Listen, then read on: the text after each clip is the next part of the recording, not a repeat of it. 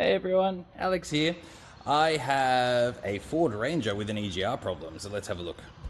Okay, so I've actually had some very frustrating issues because the EGR, this is the new one, and I've just got it plugged in to make sure the system is working from the car side of things, making sure it opens and closes the valve as it should. Because I was getting error codes stating that the EGR was jammed closed, and then I ran an intake cleaner through it. As you can see, we've got all of this debris from the chemical running through and into the system.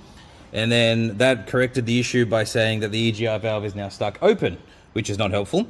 So I pulled everything off to clean the EGR. It actually lives just down there. There's the plug. So, you know, the whole pipe, all the intake manifold, everything has to come off. So did that, deep cleaned it, tested it, all good, put it back together, still jammed, won't work. So I have to do the whole lot again, and now I want to make sure that the car's working before I do stuff. So I just thought I'd do a little bit of a showcase for you. So I've got the scan tool hooked up and we're just in the EGR controls. So what I want is to confirm that the motor, the valve right there, does exactly what I tell it to do.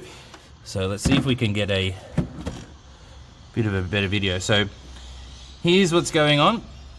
So if I press increase, I'm telling it to open this valve. So if we press the button, well, that was not very good, but I'll just keep pressing the button and you can watch we are operating. So I'm just doing that and that and that, and that's exactly what the valve is meant to do. So here is what I'm telling it to do on the top, and this is what it's actually doing, and what the computer thinks so it's just at 60% open. So if we start pressing the decrease button,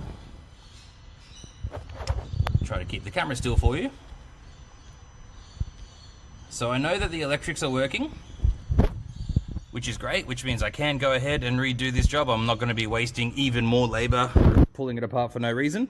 So we're going to start ripping it all apart again and take care of all of that and show off what's going on. And unfortunately, if we look up, I'm actually in the middle of a blackout. I've got no power, so I do need to get underneath it to lift it up, and that's not going to happen. So we're not going to have a whole lot of fun doing that.